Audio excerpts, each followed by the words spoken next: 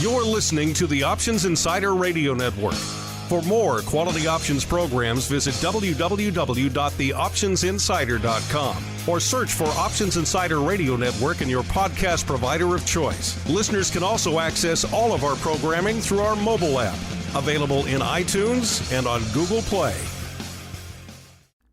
The trading day doesn't start when the opening bell rings. Pros understand that risk never sleeps, and market-moving events happen around the clock.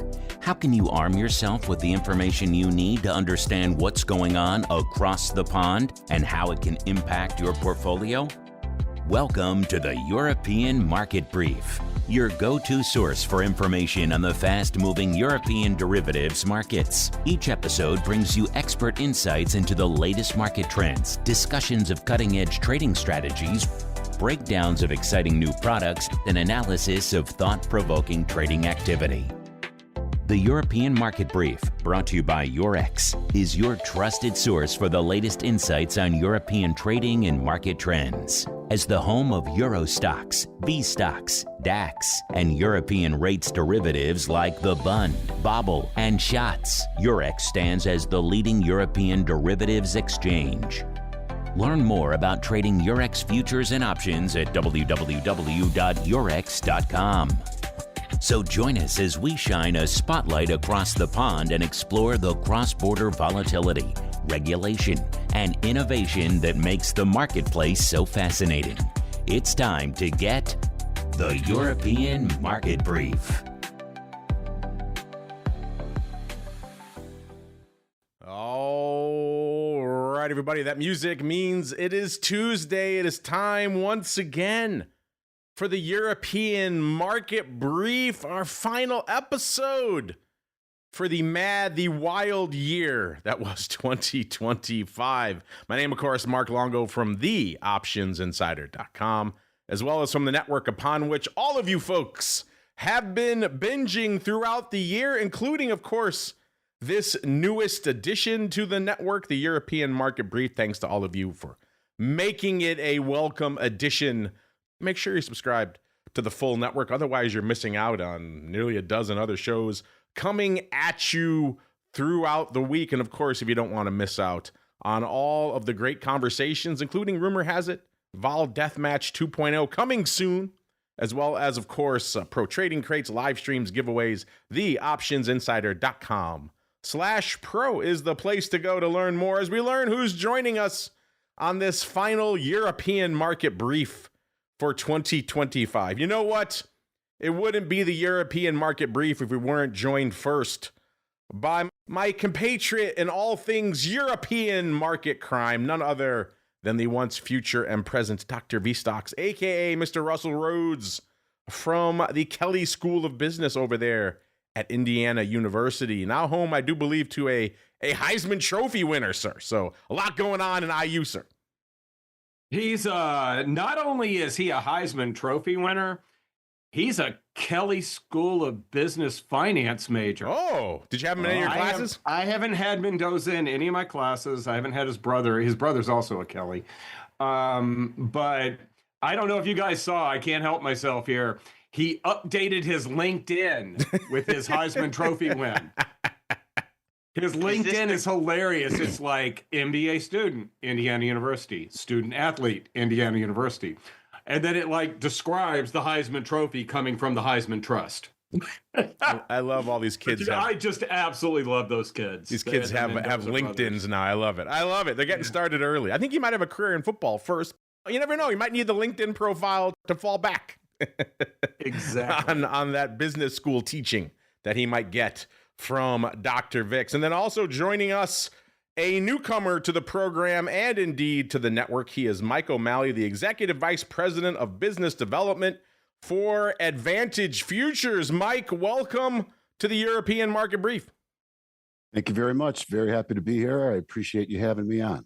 And Mike, as we like to do with all of our first-timers, why don't you go ahead and give our audience, a little bit of an overview of your background in the world of futures and derivatives. And also you get a double intro because we've never really had anyone from Advantage on the network before. At least it's been quite some time. So why don't you give our audience a little bit of an overview as well? What the heck is Advantage? What do you folks do? Okay, well, as far as myself goes, I after graduating from St. Mary's College in 1981, I got a job as a runner on the trading floor working for R.J. O'Brien, and I was, started as a runner, worked my way up to a phone clerk, and had various responsibilities there. Eventually becoming chief risk officer and chief operating officer. While at RJO, I managed the trading floors. I filled the orders in the pit. I started an internal introducing broker called RJO Futures, and I also moved to London for 3 years and managed RJO's London office. And in 2005, I joined Advantage, and I just celebrated my 20th anniversary with the firm. My primary responsibility is our sales and business development. I'm also on the senior management committee, and I've joined working at Advantage ever since. As far as Advantage goes, just to tell you a little bit about the firm, Advantage Futures is a high volume futures commission merchant. It was founded by Joe Guinan, our CEO, in 2003. And since inception, Advantage has cleared over 6 billion futures contracts. This year, we're on pace to clear about 425 million futures contracts. We provide access to thousands of futures products across 22 exchanges. Our current seg funds are about 800 million, and this year we made new seg fund highs. Advantage is a client-focused business. We do not trade for our own accounts. And we support many types of clients, but our primary client base would be professional traders, proprietary trading groups. We service a small group of non-clearing FCMs, introducing brokers, and commodity trading advisors. We have a global client base. We currently have active clients in 43 countries. So that's telling you a little bit about myself and Advantage Futures. All right, we'll get even more into it as we keep rolling. But before we do that, we have another newcomer joining us. Holding down the Eurex hot seat this episode is Lee Bartholomew. He is the global head of derivatives products R&D for fixed income and FX over there at Eurex. Lee, welcome to the European Market Brief, sir. Same question for you. Give our audience a little bit of an overview of your background in the space and what you do day to day over there at Eurex, sir. Well, first and foremost, thank you very much for having me. I appreciate the call up, so to speak. I don't know whether being last is an advantage or whether I'm thought of last, but no, all joking aside, my name's Lee Bartholomew. I run actually the global derivatives and markets business. So that includes equities as well as fixed income currencies and digital assets. What we do, as you said, we are the leading European exchange for derivatives. I think that's our core franchise. We have global ambitions for sure in a lot of our markets, and I am responsible for the product R&D. Prior to that, I was on the bank trading side, so running non-linear rates trading, a number of banks, which largely centered around interest rate exotics and servicing institutional clients. And I'm really looking forward to today's conversation, which should be exciting. All right, then, with the gang assembled, let us commence our final continental conversation for 2025. It's time to catch up with the thought leaders who are shaping the European derivatives markets. It's time to have Continental Conversations. All right, everybody, welcome to the Continental Conversations, the portion of the program where we dive into an interesting topic or market across the pond, and we explore it in a little bit more detail, maybe explain how you can utilize or take advantage of it in your own portfolio. And obviously, with our last show of the year, we're going to look back a little bit. You don't need me to tell you it was a wild year for the markets. If you do, then perhaps you're A, a newcomer, or B, just haven't been paying attention out there. And obviously, a lot of this Sturm und Drang in the markets originated here in the U.S., but of course, it spilled over and reverberated in just about every market around the globe, including the Eurozone out there. And then, of course, there were native developments in the Eurozone that also delivered a lot of volatility and some surprises. It was on the political front. Of course, ongoing conflicts over there our trade war spilling over into the Eurozone and vice versa, tit for tat going back and forth on that. So a lot of drama unfolded over the course of the year. We're going to dive into all of it. No, I'm just kidding. We're going to cherry pick some of these select moments over there. Mike, we will start with you. You know, I'll get you to look back on 2025 in a second, but I love whenever we have new firms on the network, new firms on the show, because they always bring with them some interesting pockets of liquidity. Every firm services a different aspect of the market to some degree. So we'll look back in a second, but really quickly, I'm just curious here at the top of the show, over there at Advantage, what are the hot European products? What are the hot Eurex products that the clients are really slinging fast and furious these days, sir? Well, as far as Advantage clients goes, you know, we're obviously a high FCM. We do quite a bit of business on Eurex, but primarily most Advantage clients trade the Eurex fixed income products, you know, boo and bobble shots. We have a lot of clients that trade both spreads and outrights. They trade Eurex fixed income products against other Eurex fixed income products. We also trade the Eurex fixed income products against products listed on other exchanges. A lot of our clients are trading the Eurex stock index futures, primarily DAX and Euro STOXX 50.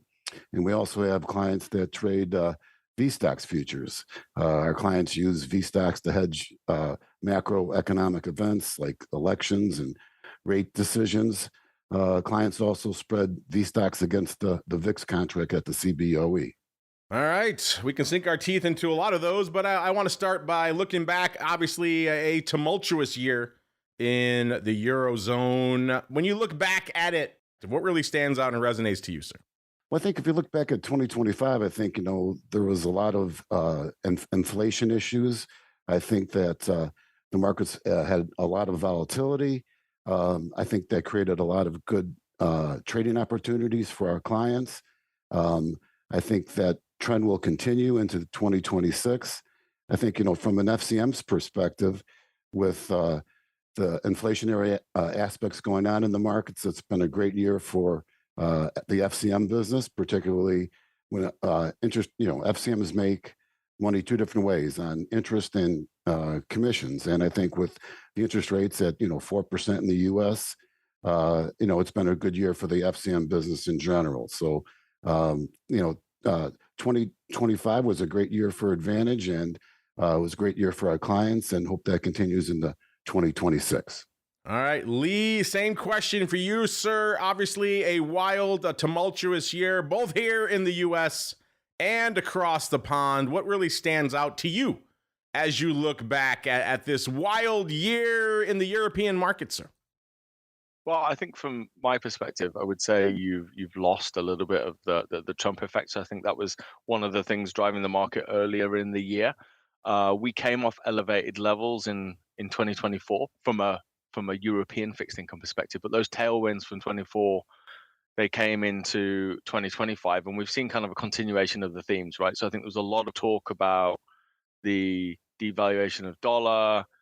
You looked at yen markets, which became a lot more interesting from an asset manager perspective. But for Europe, what we actually saw was there's a lot of talk about rotation into Europe. I think what you saw overall was decent supply, which was decent for the tailwind. You saw an increase in basis trading that helped our core portfolio overall, right? So the core themes that we discussed there, the bond bubble shats, BTP, OAT, you saw that in the sense that credit has become popular, right? So I think there's a lot of exchanges looking at what they do in that space.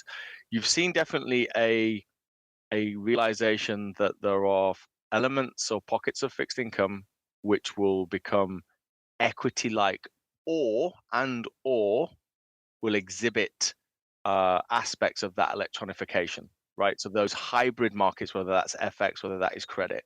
Now, what I do think is you won't necessarily see the equitization, right? Because I think some of the electronification that you saw in equities, the end user effectively said, "Hey, maybe we've gone a little bit too far."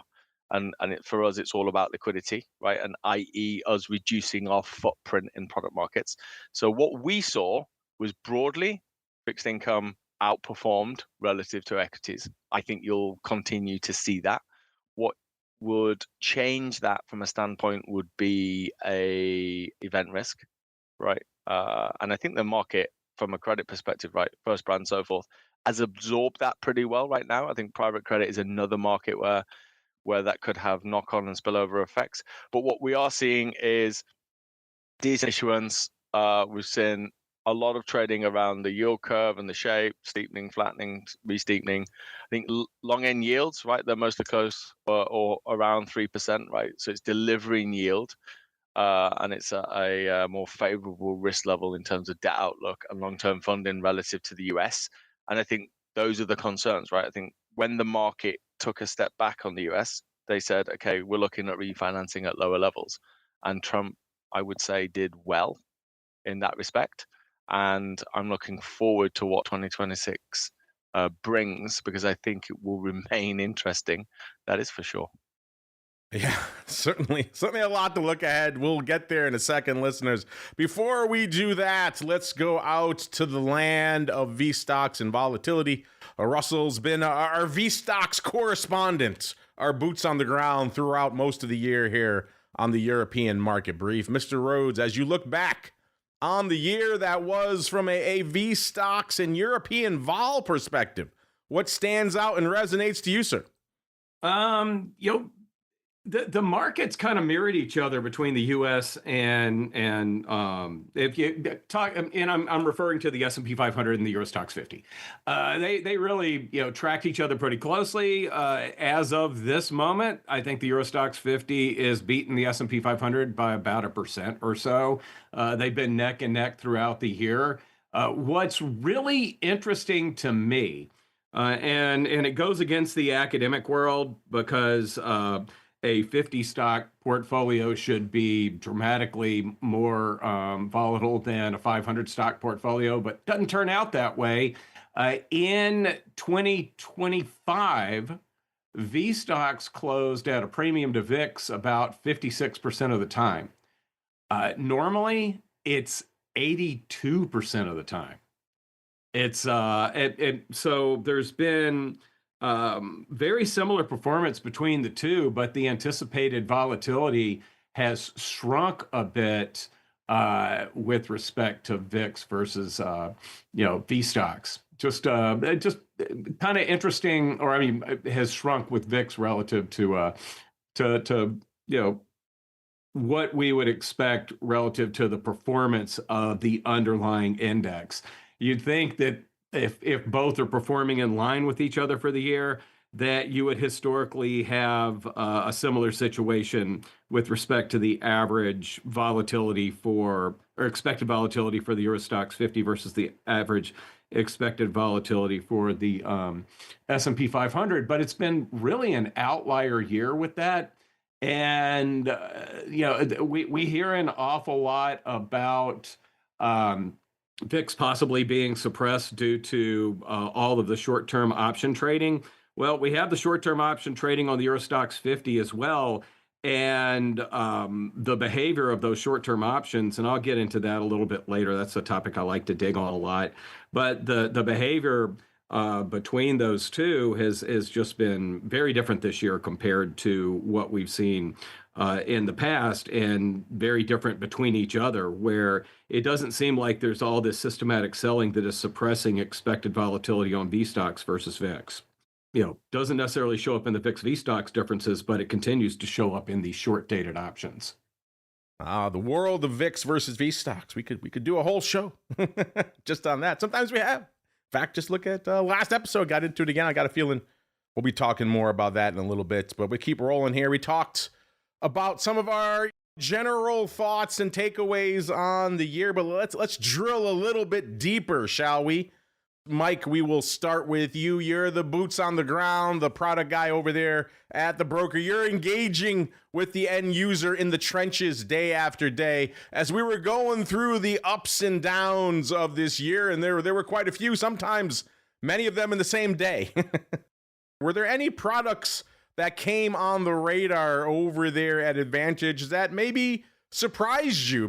made you stroke the old chin and saying, I didn't expect this product or perhaps this market to really resonate with the clientele the way it is right now? Anything leap to mind, Mr. Mike? Well, I think we've our trading volume in the energy sector, I think, was up quite a bit this year. I think that there's plenty of opportunities. The markets, have rallying early and breaking late. So we've had a big increase in our, energy trading. Also, we've had the stock market has, obviously been a investor's market. But I think one of the things that has kind of changed over the last couple of years is the introduction of the mini and micro contracts at the exchanges. I think it's really been it's really brought a lot of new investors, new traders into the markets. With the smaller contracts offered by the exchanges, it's brought a lot of new people into trade, and that's really created a lot of volume and a lot of opportunities. So I think one of the things that we've seen is just the increase of volume in the smaller products. That does seem to be the trend these days. You can't launch any product. I don't care what market is in these days. You can't launch any product if it isn't bite-sized or have a micro or a nano flavor or something along those lines. Everything small and short in duration is hot. Dare I say it, sexy again. Lee, same question for you, sir. As you look back over there on this mad year, were there any products or markets that really surprised you? I mean, obviously, you're a fixed income and an FX guy, so if you want to look at it through those lenses, have at it. But you also, as you mentioned, you do have a little bit of a toe in the equity waters. So across that broad spectrum, anything really stand out and surprised you, sir? So maybe I take this question from three approaches. So I'm fortunate now, obviously, that equities is an area of responsibility as well. And I kind of have views on this from a European versus US perspective, looking in from the previous roles of having a macro tilt to my trading. What I would say is, if I look at fixed income, if I look at our core franchise, then the Italian and French segments, right, outperformed for relative, for different reasons. So if you look at that, they were both double digit year on year higher, right? I think the French has been long and attractive proposition for Asian real money, right? So that's something that has seen kind of inflows. And when you saw the Bank of Japan pivot from a policy standpoint, I think a lot of people thought that you would see a repatriation of investment to the yen. That's not necessarily what we saw. So we saw a continued steady inflow into the French segment, and therefore then that did really well. I think credit has performed well, credit index futures, and that is a market that for me I'm super excited about. Why? I think there's been a realization that those products won't cannibalize the existing markets, but will be there to kind of coexist, right? Now, with the growth of ETFs, I think the US has definitely taken the lead over Europe on that, right? And you look at the inflows and the absolute size of both markets, and Europe is a single digit percentage from an absolute level. That said, so what do we see? I think credit has done well. You talked and touched upon nano futures and micros. I think sometimes the way that they're looked at is, you have in the US this retail participation, right? So you have the people on the ground, right? You don't necessarily get that as much, or you haven't historically had that as much in Europe, right? So when you look at Europe in retail, it tends to be kind of professionals, right? Or coming through brokerage, which for me has a different nuance to it. Now, kind of having products that feed the core contracts, right, which you sometimes see in these, right? So you see the latency arbitrage trading in the nanos, micros, then that feeds then the bigger picture. I think in Europe, one thing that you grapple with is the product investable or is it tradable, right? And that's definitely something that you see on the equity side more pronounced than you see in the US, right? And it's more about kind of performance versus trading tactical opportunities. Right, so that's something that I think that from a Eurex standpoint, we look to build out. Then, kind of throwing things in the mix from a surprise perspective, because that was something else that you asked. Look, I think prediction markets is something that we've seen. Who could have predicted that a year ago, Lee? So exactly, you could have predicted that a year ago, but no. I mean, in all seriousness, I mean, I'm gonna share my own personal views on this, and I'm gonna give you a very candid answer.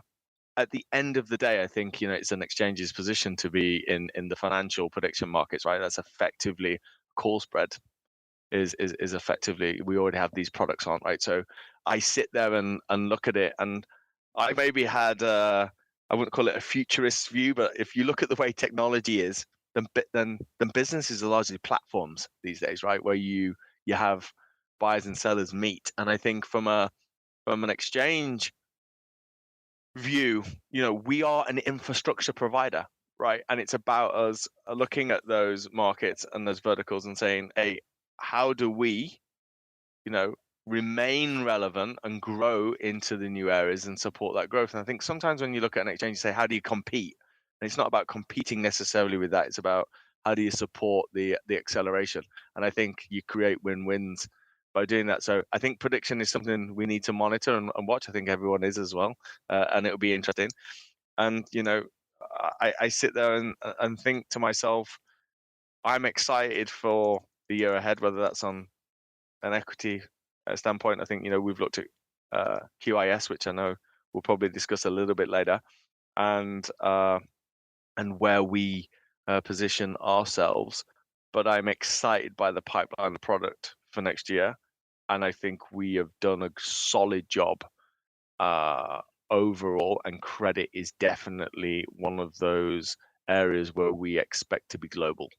A lot to unpack. I think we could spend several hours. I have a feeling we will next year on those prediction markets, Lee. So maybe we'll have to have you back when we're talking all things prediction markets. Just judging by the turnout for the prediction markets panel at this year's Futures Industry Association Expo in Chicago, it was standing room only on the main stage. So there is a lot of interest in that space, to put it mildly. All right, Mr. Rhoads, the last word on last year belongs to you. As you look back, obviously you're mostly focused on the vol space. That said, perhaps there were some other markets or other products in the Eurozone that surprised you, or perhaps there was a moment, a confluence in the realm of vol that maybe surprised you, made you stroke your chin, sir. It wasn't necessarily, it's just a product that I like an awful lot that I don't think gets enough love. And it's the dividend futures on the Euro STOXX 50. I've always been a really big fan of those. I've got a lot of charts up here. So yeah, back when we got the I don't know if we call it Liberation Day or what, depending on what part of the world that you're in. But when Trump made the initial announcements back in April, the dividend futures on that expire next year actually dipped all the way to about 135 and are now at 165. So you got to really not, and the thinking there is you're looking at about a 25% return off the bottom. I almost look at the dividend futures as kind of a leveraged stock market prediction with respect to the Euro STOXX 50. I've been looking at combining them with cheap volatility hedges to see if maybe there's a way to. I'm still working on it. I'm still going around on it. And really, it's a matter of how the dividend futures react to volatility events and seem to rebound after those volatility events, maybe better than the overall stock market. So as I mentioned, it's an area that I wish I had a lot more time to spend on. I got to get a graduate assistant that's interested in dividend futures, but just the opportunity that those gave us with Trump running his mouth back in April, and how they basically rebounded and steadily worked their way higher since. And it just appears been less volatile than if you had invested in the pure equity market. So that's just an area I'm amazed more people don't pay attention to and discuss as an indicator and an investment strategy, or a way to get equity exposure that's slightly different. It's also a good predictor of earnings, because cash flow is really what you're worried about if you're trading dividend futures. And if you're suddenly, and I think that's why they came under so much pressure back in April, there's suddenly cash flow concerns if people are going to have to adjust based on, the tariff situation in the U.S. So they're kind of a projection of fundamentals, kind of like VSTOXX is a projection of expected market volatility. You're always full of surprises, sir. I didn't expect you to go the dividend futures, which is why we do the show at the end of the day. Always full of curveballs. The future usually full of some curveballs as well. Let's look ahead a little bit right now to some of the things on the radar in the Eurozone in 2026 that we're all paying attention to. I think Lee may have stolen everyone's thunder with that prediction, where I got a feeling that's going to be the focus for a lot of people in a lot of different markets in 2026. So he stole a march on all of us there. But that said, Mike, we will start with you as you're looking ahead in the Eurozone and some of these markets over there, and also what you're seeing, activity-wise from your clients. Where do you see the interest leaning, maybe some markets, some products to keep an eye on in 2026, sir? Well, I think there's, going to be a big push towards event markets. There seems to be quite a bit of interest. There's obviously a lot of activity going on. With that becoming more mainstream, it could bring a lot of new clients into the futures industry. And another thing that I think is going to be happening relatively quickly is sports betting or sports trading. I think the exchanges are getting involved with that. There's a number of sports, gambling institutions looking to become FCM. So I think that it's an exciting time for the futures industry, and I would say the event markets and sports trading or betting would be something that's going to be coming at us pretty quickly in 2026. Yeah, I mean, look, we just have that announcement with FanDuel and CME coming live in December already. So a lot of wild things there. Really quickly, Mike, just staying with you for 1 second. We touched earlier about some of the hot products with Advantage clients. I love to bring new firms on the show because it gives us insight we may not otherwise have. Really quickly here, before we roll off of Advantage here, you talked about the products. Are there any interesting use cases you're seeing over there on the client side? Is it mostly intraday Delta One futures trading back and forth? Are you seeing, maybe some interesting options overlays there? What kind of use cases are you seeing on the client side right now? Well, our clients have kind of changed over the years. When we first started years ago, a lot of clients were successful floor traders that were coming off the floor into the electronic markets. And, we certainly invested in technology to help them. These days, the clients that are, looking to open with Advantage could be, PhDs in computer science or have engineering degrees. A lot of our clients are writing to exchange APIs and running algorithmic trading strategies on FPGA technology. So, it's just a more sophisticated client base, would be one of my observations. But I would think that, the futures industry is in a pretty good spot.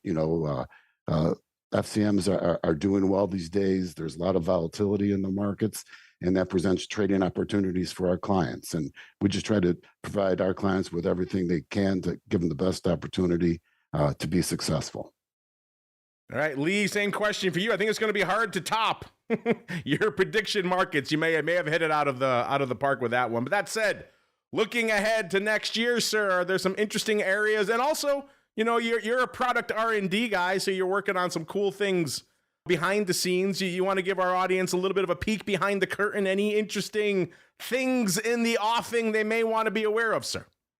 Look, I think there's a couple of things. I don't want to sit here and plug my own business, but I think the way we approach things is collaboratively, right? So, and maybe just touch on some of the points that everyone else has spoke about, Mike, Russell, and so forth, is, one thing we need to understand is the nuance between Europe versus the US, right? So I would say the US has historically had much more of a risk-on approach, even when it comes to the adoption of new markets, right? That's including prediction markets and where they sit, right? Now, and these are my own personal opinions, but if I sit and I look and I say, okay, CME, doing a deal with FanDuel and so forth, if I'm honest, I think it's like, hey, let's hedge my bets because, when we looked at crypto back in the day, right, everyone was like shaking their head going, this ain't going to work, right? It's not a financial. And I think people got burnt by that, right? Because then you saw valuations spike. They started getting to meteoric levels, and then the traditional exchanges thought, oh, maybe we've missed something here,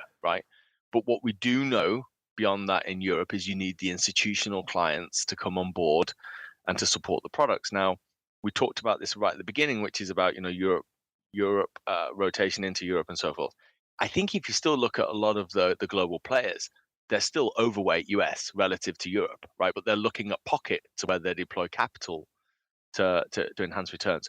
For me, I know I've said it previously, I think what we do in credit index futures is where we grow in the US and APAC, right? So I'm of the opinion that I'm not of the opinion, I think it's factual. We have the most comprehensive listing there. And I think what I see is you've seen an electronification in those underlying markets, right? So PT trading, customizable baskets, substitution, TRS, and credit index futures for me coexist, right? So what I see is greater distribution across the incumbent platforms, right? So the true mids, the trade webs, the market access startups and so forth, right? Where they embed these products and distribute. So I think asset managers globally, then hedge funds are using the products, right? So those use cases are increasing, beta management, tactical hedging, alpha. But then cash management, if you're an ETF issuer, right, which I think is key. And then what you'll see is the systematic guys coming in and elevate that product. So for me, that is something that is interesting and has been years in the building, right? So we've spent several years. If I look at the equity piece, I think what the guys Stuart, Eleanor have done on there's a people in our team which have done great work on TRF. I see that in QIS, right? So if I look at what we're doing there, right, it's a big market. It's around 750 billion and growing. It's our first venture into this space, but it's exciting. I think we're predominantly looking at those clients who want to access the product, right, allowing buy side that they can't necessarily access those investment bank strategies via swaps, right, but they want to do so and gain exposure via futures.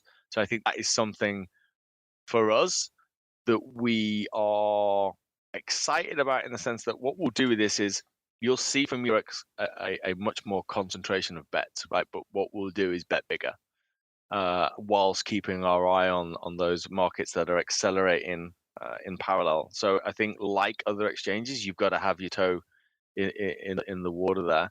But for me, where we are focused, and then I will hand over to any other questions, and I'm happy to take it. I would say, because I've also noticed that there's some questions from the audience. I would say is we are focused on strengthening that infrastructure around our core expertise of derivatives, right? Because what I think, if you look at the bank, and whether that's in the US or Europe, a lot of them have made money right this year from structured products and equities, right? That they've looked at it where they've linked the securities financing element, right? That term funding financing.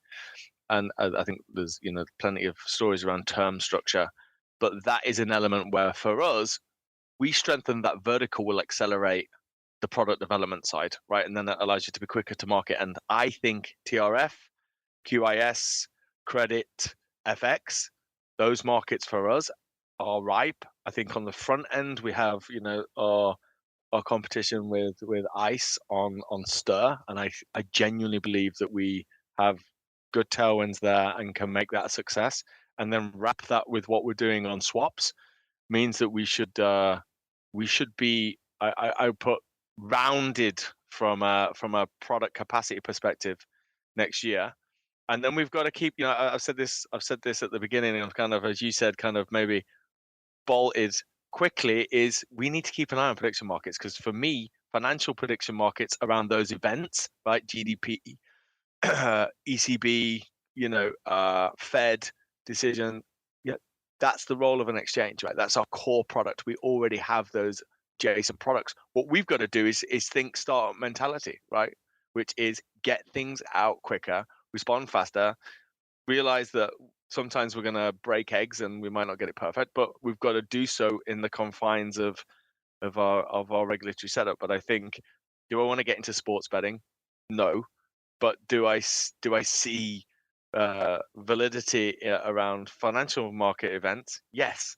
And that should be at the forefront. And I think, quickly, and I apologize because I do sometimes with my ADHD jump from one thing to the next. But I think if you look at the VSTOXX and so forth, you see some of these things of premium trading, but it's a lot of people are just looking at how the markets have reacted after an event, right? And a lot of it now, because of the technology and strategies and so passive versus aggressive and following, the markets kind of mean revert right back into the trends that they were in, right? So if you're a vol guy, and I certainly probably, well, I wasn't probably, it was my style, short gamma, I think you did really well this year on that, right? Because you could sell into the highs and allow it to roll. And I think that's what you'll see at the start of next. Lee, if I can read between the lines of what you said there, Eurex prediction markets coming March 1st, 2026. Am I just putting words in your mouth, sir? Breaking news here on the show? I think I would be in trouble if I turned around and said that we're going to do prediction markets on March the 1st, and I think I would be getting a phone call straight after this. I think my view is, you see from the CEO and so forth of DWS, I think Europe, what we are committed to is strengthening the capital markets, right, in Europe. And I think we are well placed to do it. Yes, you have to always keep an eye on those trends that are global, right? And I think no exchange wants to be the last one holding, I can't remember what the theme that was coming there, but kind of holding the bathwater as it goes out, so to speak. But you need to be cognizant of what are structural trends, right? And then where are the institutional guys? And I think what you'll see on prediction markets for sure is a faster FOMO, right? People won't want the fear of missing out, right? They'll want to try and get ahead and try and get to that quickly. And I think, we've got to sit there and say, where does it fit in? And look, I think the analysts, when you look at what we're doing, they're saying you've got to execute on what you said you're going to deliver as well at the same time, right? So CME spreading their bets by making investments or striking partnerships, that's always been their kind of MO previously. And I think we will take the German engineering approach and make sure that we're well thought through. But I think we're definitely becoming quicker on these things. There's definitely going to be a large amount of capital, mental and actual capital, being spent next year trying to walk that tightrope between a bet and a trade and defining it from a legal and regulatory perspective. There's a lot to go on in that space next year. But Mr. Rhoads, we have a bunch of people who want to get at us on the question front, which is always great. We love when the folks are active and engaged with the show. But before we answer the red phone, sir, the last word in the Continental Conversations is yours for 2025. Are there any moments you're looking ahead to in terms of sources of vol or anything looking ahead in 2026 you want our listeners to keep an eye on, sir? Sure. I think once we get into a steady flow of and a little bit more certainty around U.S. economic data, now that we've got the government shutdown behind us, I feel like that's going to give us some guidance as in better insight into how 2026 is going to work out. I was at a meeting with one of the non-voting Fed presidents last week, and he outright said that the feeling is all the work, as he put it, that they've put in cutting rates by 175 basis points. The expectation is the first quarter of 2026 is when that should start to show up in, maybe inflation is somewhat under control, but we're also experiencing some growth. The big concern is this 175 basis points of cuts going to start to result in a second round of inflation? That's been my concern for a bit of time, but I think that we want to pay very close attention to that if you're in the U.S. But here's and that U.S. markets seem to be driven by what the Fed's going to do. The prediction for the Eurozone is nothing next year. They don't need to hike. They don't need to cut. So that might be the better place to be, or at least the less volatile place to be in the first quarter. You're saying they won't have the top-down pressure to cut rates that we seem to have here in the U.S. And I saw a reaction from Lee, so here he comes. I think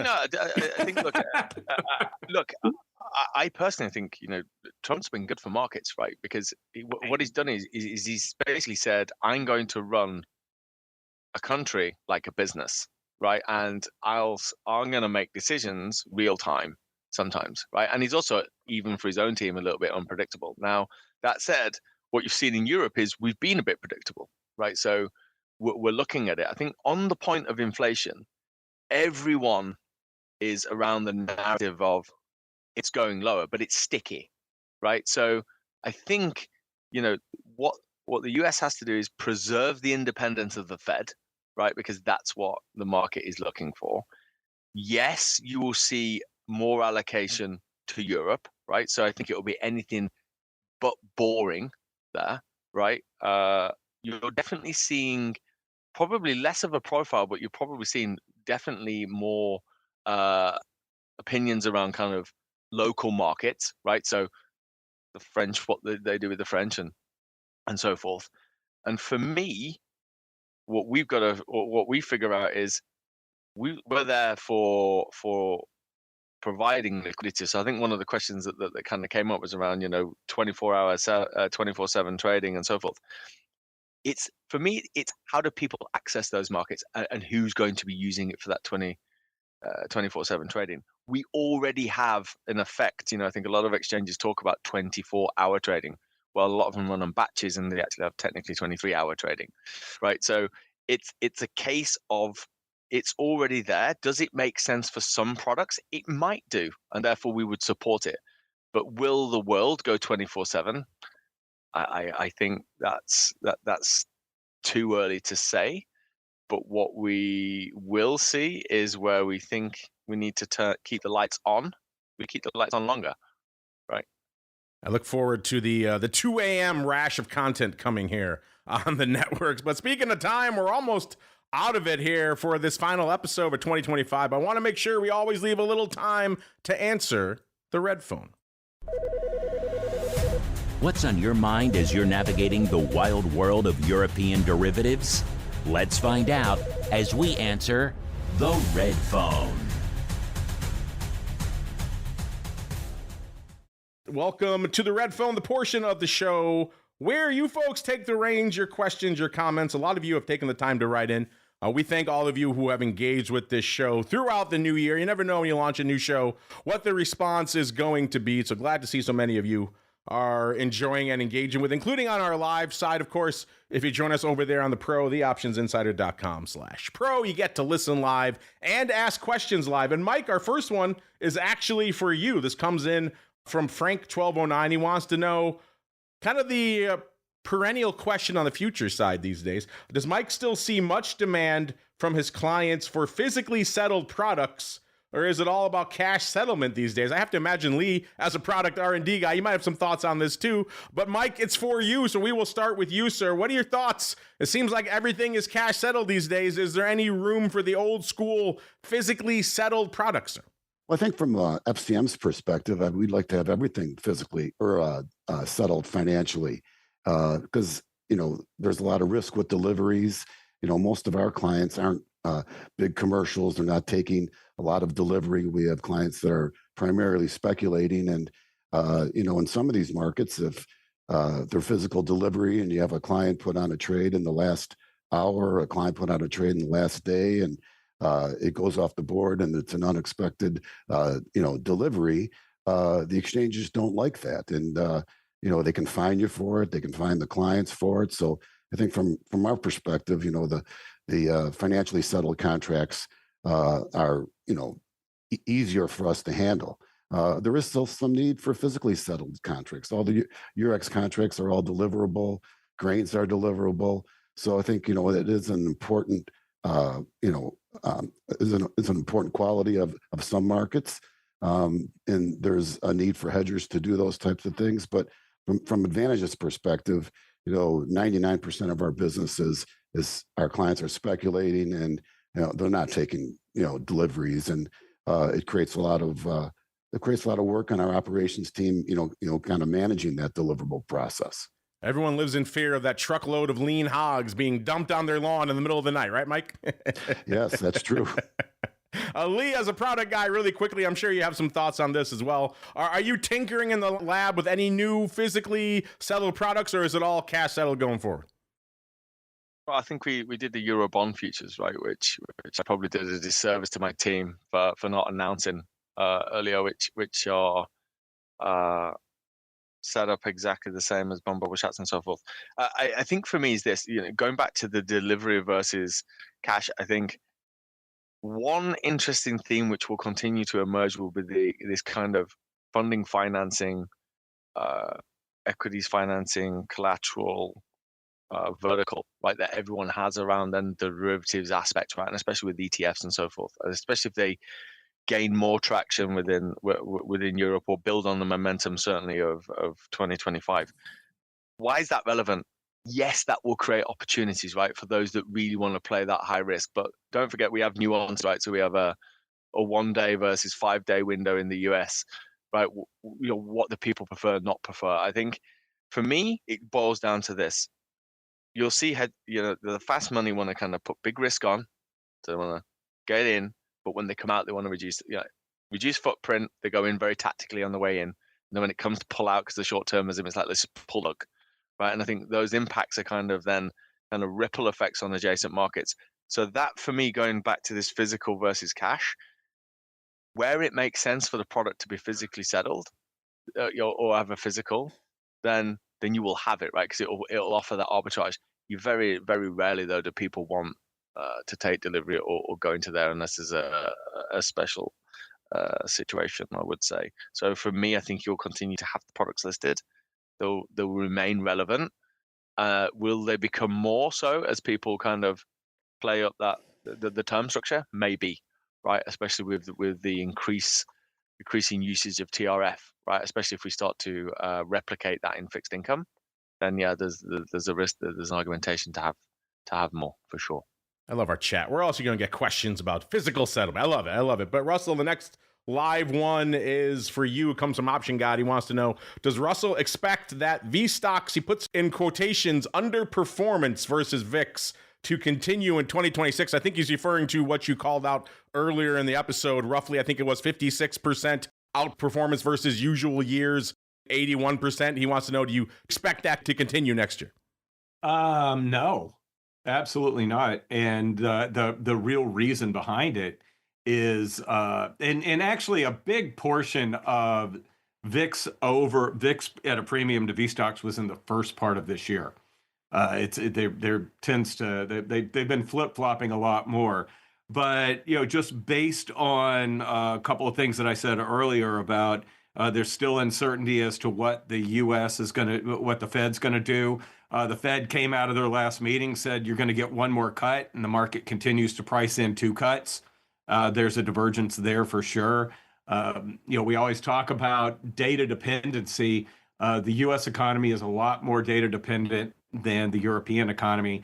And if that means each new piece of news is going to have a bigger impact, you've got to expect that we're probably going to see a bit more volatility in the U.S., at least at the beginning of the year, versus expected volatility over in Europe. So that'll probably hold up for at least a little while until we get some more certainty within the U.S. All right, so we are up against it. I want to make sure we squeeze in as many of these questions as possible. Again, thanks to all of you who take the time to listen and write in. Let's go out to 27. 27 wants to know the number 20 and then the word 7. Kind of interesting. Are there any particular events on the European calendar that we should focus on for our trading next year? As obviously we always have an election here or there, things to key our trading around. Are there any that stand out to you? I'll throw it open to all three of you. Anything you want to shout out, have at it.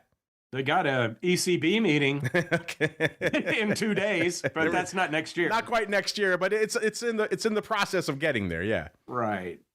That's look. Sorry, maybe I come in here. I think for me, I wouldn't say there's any particular event risk. Right, we just got to sit and look around and see how geopolitics play right throughout the year. what does that mean follow through on the market? What we've seen short term, right, is they've had short term impacts, right, and then the market's been reverted back into its current trends. I think for me, rather than sitting there looking at what geopolitical risks are out there, is probably keeping a close eye on private markets, right, and also looking at when people start to get nervous about returns in AI, right, from the capital expenditure. I think a lot of people there talk about the capital flows, right, but that the cycle's different to the dot-com bubble, right, because it's about capital expenditure, and then the maturity of that life cycle, is longer, and therefore there's a real world asset there.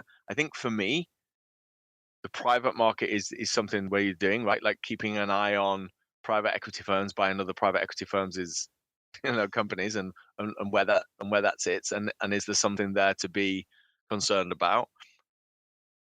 That will, for me, lead a much more bigger market shock than decisions on a geopolitical platform, right? And that's the thing for us that people should be monitoring more closely, right? And I think with prediction markets, it will be a case of when does information come out relative to the actual event itself, right, as to how these markets perform, and then what losses then people then take on it or gains.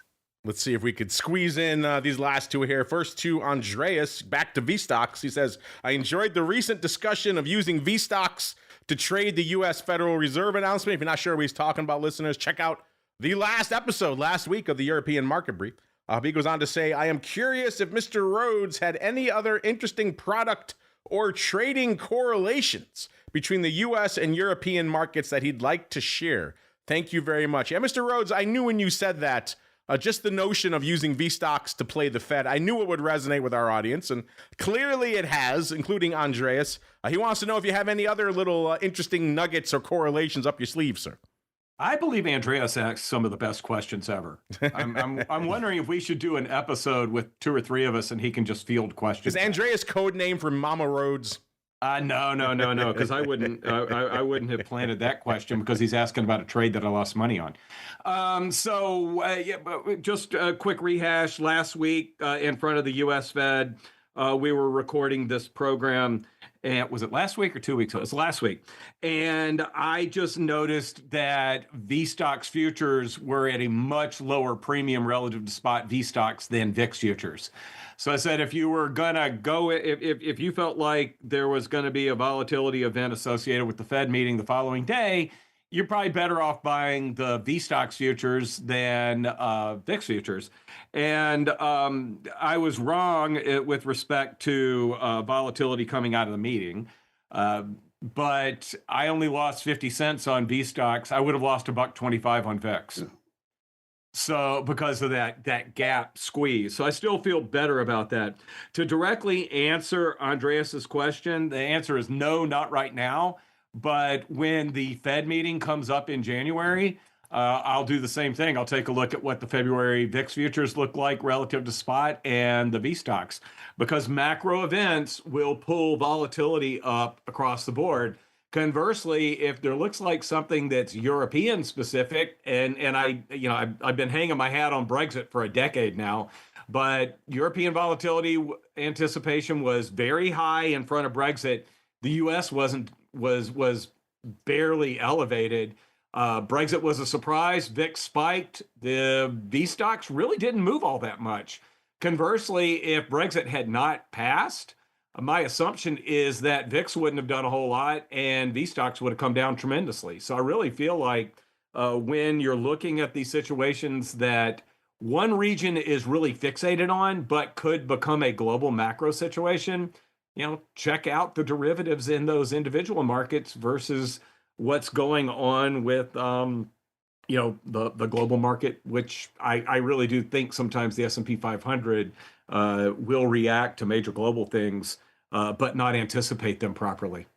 All right, a lot to unpack there. Maybe a subject for a future episode. Surprise uses for European markets, perhaps. But I digress. We are running a little long, but I want to make sure we get this last one in here as well. This comes from Elliot Thomas. He says, we're seeing a big push towards 24-hour trading in the U.S. equities markets. Is there a similar push across the pond? Lee, You were just touching on this. If you have anything else you want to add on the subject of all things going 24/7, I think we just saw NASDAQ dipping their toes into those waters literally this week. So a lot of developments on that front. Anything you want to add for Elliott Lee?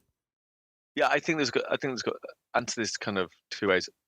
Of course, where we see value, we will lengthen trading hours if it makes sense. I think what we've got to have is the support of the clearings and so forth behind it, right? Because it's them that takes also the operational slant on that. I also think it needs to be where the opportunity is, right? So do we expect and anticipate regular trading?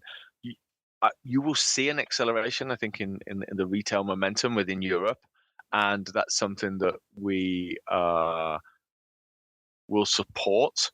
And therefore, as I alluded to, in fixed income, we already have some markets that are effectively 23-hour going on to the 24/7 aspect. I think we need to take a look. But if it makes sense, then we will review it. But I think at this stage, it's a kind of a monitor and see what happens elsewhere.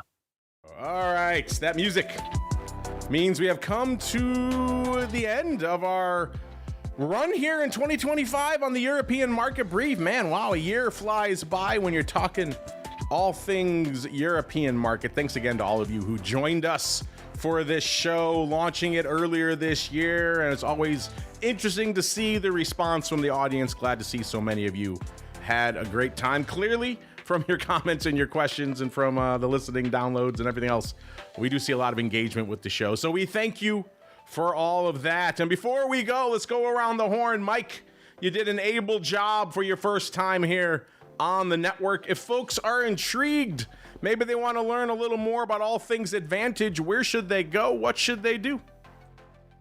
Well, they could go to our website, advantagefutures.com, or they can call me. My number is 312-800-7125.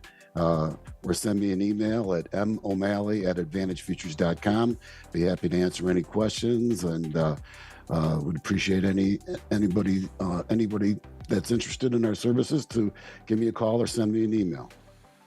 There you go. I always like a brave man who puts his personal contact info out there. So check him out. Or if you just want to learn more, advantagefutures.com, the place to go to kick the tires and light the fires. And Mr. Rhoads, if folks want to catch up on all of the latest vol musings you are putting out into the ether, where should they go?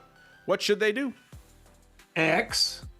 I'm going to stop calling it Twitter. Twitter/X. My full name, Russell Rhoads, Rhoads. Unless you're interested in weather in Tampa, and then it's Rhodes, because that's a different guy. And last but not least, Mr. Lee, if folks are intrigued, they want to check out all of the cool new products coming down the pike from you and the team over there at Eurex, where should they go? What should they do? Well, they can get in contact with the team. I think for those that are on Bloomberg, they can always hit me up on Bloomberg. And then I'm sure my organization would love it if I was more prolific where it comes to social media, but you can always catch me on LinkedIn if you want to ask any questions or not. And if I don't have the answer, which largely my team's the brains behind the operation, I'll make sure that they're in contact with them. They're scared you're going to let slip about that hot new prediction market coming. What do we decide? March 1st of next year, Mr. Lee? In the meantime, before I get Lee in trouble. In the meantime, check him out, listeners. People think you're serious. Check him out, listeners. Eurex.com. You know where to go by now. EUREX.com. The wellspring from whence all things European market briefs flows. You want to check out VSTOXX. It's there. All the products we've talked about throughout the year, all there. Eurex.com and a whole bunch more. That's going to do it for the European Market Brief. That's going to do it for it on the year as well. We'll be back with some fun new stuff next year. Don't worry. Not going to do it for us on the network, though. We'll be back with some more fun content for all you pro folks. Stay tuned. And then we're back with our usual array of content throughout the rest of the year, which is wild to say, until we're back in 2026 with another episode of the European Market Brief. Stay safe out there, everybody. The European Market Brief, brought to you by Eurex, is your trusted source for the latest insights on European trading and market trends. As the home of Euro STOXX, VSTOXX, DAX, and European rates derivatives like the Bund, Bobble, and Schatz, Eurex stands as the leading European derivatives exchange. Learn more about trading Eurex futures and options at www.eurex.com.